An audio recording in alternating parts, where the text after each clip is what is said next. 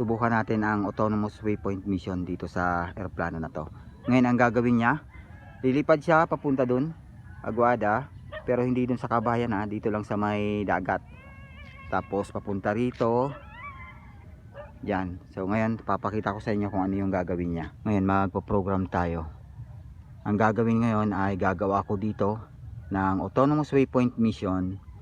Kung ano yung ilalagay natin dyan, yun mismo ang liliparan ng eroplano. So ngayon ang kailangan ko lang gawin, i-take off yung eroplano. Pag kalipad niya, i-switch ko sa auto or sa waypoint mission. Ngayon hindi ko na kailangan mag-control kasi siya na mismo yung lilipad ng kusa, kasi susundan niya yung program na ilalagay ko rito.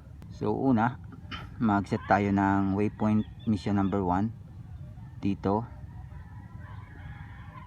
Tapos dito sa may Aguada, ayan, papunta siya ng Telegrapo. Asan na yun?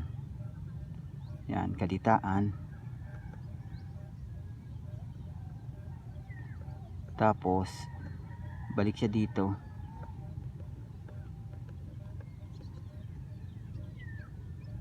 Tapat natin dito sa Aguada. Tapos kung makita nyo yung sinet ko na home point, dyan tayo maglalagay ng loiter.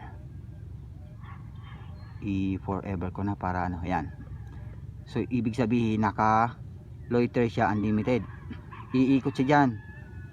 Tingnan nyo yung guhit, lagpas sa seawall, diba? Kasi gusto ko malayo dito sa Kabahayan. Ito pala yung pinakaluma kong FPV goggles. So shout out sa Hawkeye FPV official. May parating tayo. Sa ngayon analog yung video system ng eroplano natin. Ayun, nandun sa dulo ng buntot, nandun, no? Yan yung video system, yung video transmitter na analog.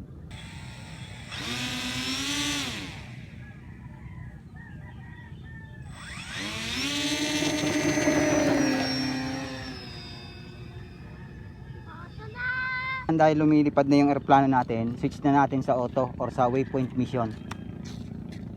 Ayun na.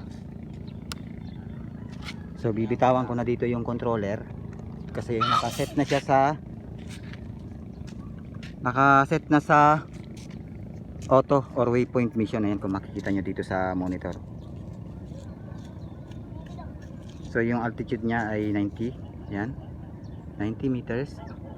Gagawin niya, pupunta siya dun sa Aguada. Di ko na kailangan kontrolin kasi naka autonomous waypoint mission naman. Automatic na yung eroplano na mismo yung nagpapalipad sa sarili niya. Tapos yung ano naman, connected siya dito sa laptop, yung eroplano natin.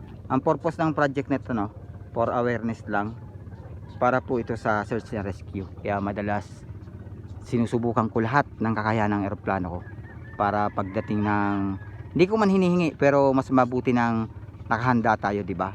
Kasi kung sakaling gamitin to sa search and rescue, wala na tayong gagalawin, kumbaga ready na siya, naka set na lahat.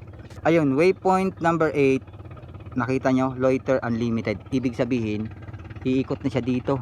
Ayun na siya, paikot-ikot lang siya dito. Ayan, hanggang papunta dun, mag-circle lang siya. Di siya abot dito sa Kabahayan kasi hindi pwede. Kailangan natin mag-ingat, di ba? Kaya sa lahat ng program na inilagay ko dito, lahat nasa tabing dagat. Wala siya dito sa may Kabahayan. Dito kung makikita nyo sa monitor, yung pinakataas dyan na naka-display, yung 15.7 volts. Yan yung battery voltage. Yung sa gitna naman, yung 16 to 17 amps, yan yung amp draw.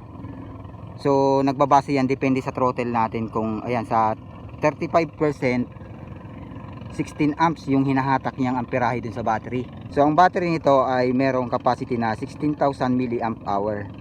Ngayon ang nakukonsumo niya pa lang ay 2,700 milliamp hour. Tapos dito naman sa left side, kung makikita niyo yan, yung may arrow, yan yung tinuturo ko, 9,600 meters, yan 9,700 meters. Yan yung lahat ng dinaanan niya.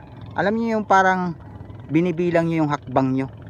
kung saan kayo papunta, yan mismo yan, yung total travel distance.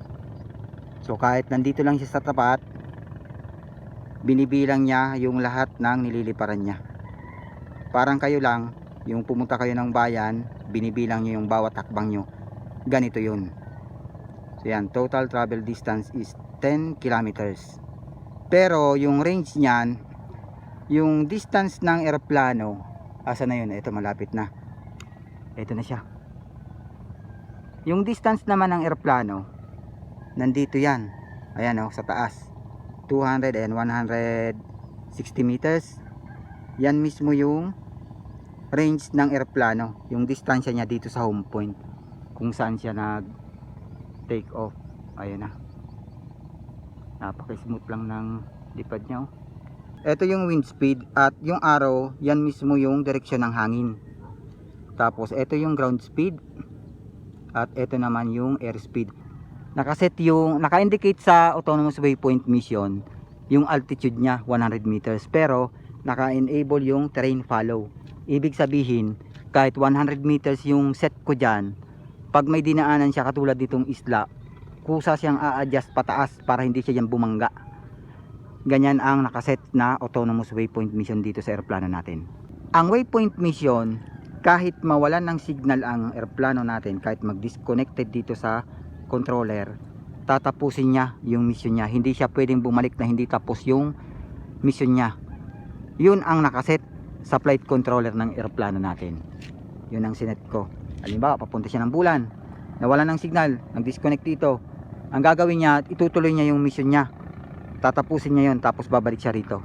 Tapos kusa siyang iikot dito, mag-360. So ayan, tapos na yung konting paliwanag natin.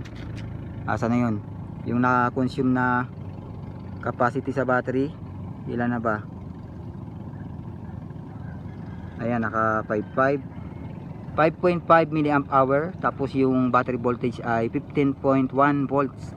Yung full charge ng battery na to ay 16.8 volts. Ngayon tingnan nyo, halos 1 volt lang yung nabawas sa battery.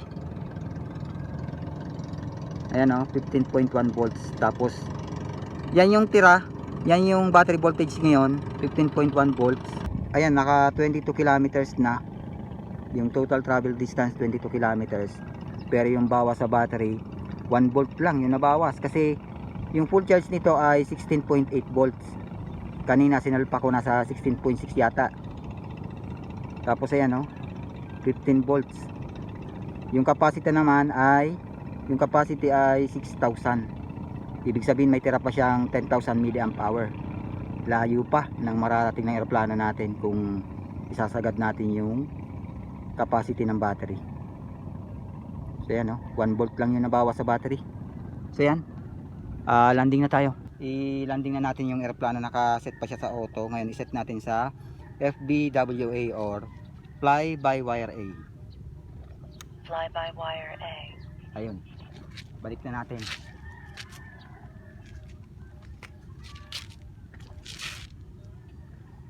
Landing na tayo.